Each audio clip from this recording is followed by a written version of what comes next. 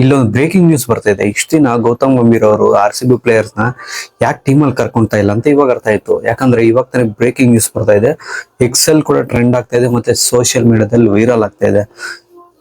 ಇವಾಗ ವಿರಾಟ್ ಕೊಹ್ಲಿ ಅವರು net season ಅಲ್ಲಿ ಪ್ರಾಕ್ಟೀಸ್ ಮಾಡುವಾಗ ಗೌತಮ್ ಗಂಭೀರ್ ಹತ್ರ ಮಾತಾಡೋದೇ ಆಗ್ಲಿ, ಅವ್ರ ಜೊತೆ ಐ ಟು ಐ ಕಾಂಟ್ಯಾಕ್ಟ್ ಮಾಡೋದೇ ಆಗ್ಲಿ ಮಾಡ್ತಾ ಇಲ್ಲ. ಇಬ್ರು ನಡುವೆ ಫೈಟ್ ಆದಂಗೆ ಕಾಣಿಸ್ತಾ ಐತೆ. ಮತ್ತೆ ಒಬ್ರನ್ನೊಬ್ರು ಮಾತಾಡ್ಸ್ಕೊಂಡಿರ ಅಲ್ಲಲ್ಲೇ ಓಡಾಡ್ತಾ ಇದ್ದಾರೆ.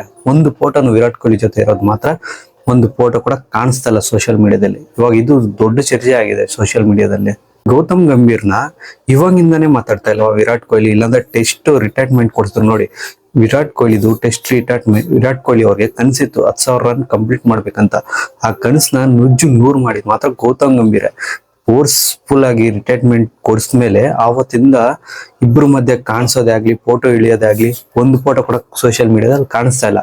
ಇಬ್ರು ಮಧ್ಯನೂ ಜಗಳ ಆಡ್ದಂಗೆ ಐತೆ. ಗೌತಮ್ ಗಂಭೀರ್ ಮಿಕ್ಕಿದ ಪ್ಲೇಯರ್ ಜೊತೆ ಎಲ್ಲ ಕಂಫರ್ಟಬಲ್ ಆಗಿ ಮಾತಾಡ್ತಾ ಇದಾರೆ.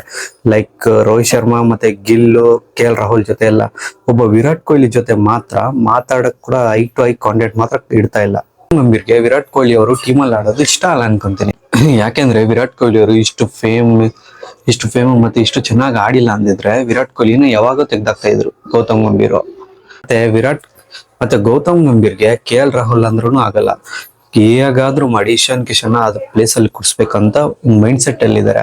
ಮತ್ತೆ ಗ್ರೇಟೆಸ್ಟ್ ಆಲ್ರೌಂಡರ್ ಹಾರ್ದಿಕ್ ಪಾಂಡ್ಯನ್ ತೆಗ್ದಾಕ್ಬಿಟ್ಟು ಏನಾದ್ರೂ ಮಾಡಿ ಅದೇ ಪ್ಲೇಸ್ ಅಲ್ಲಿ ವಾಷಿಂಗ್ಟನ್ ಸುಂದರ್ನ ಫಿಕ್ಸ್ ಮಾಡ್ಬೇಕು ಅಂತ ಒಂದು ಮೈಂಡ್ ಸೆಟ್ ಅಲ್ಲಿ ಇದಾನೆ.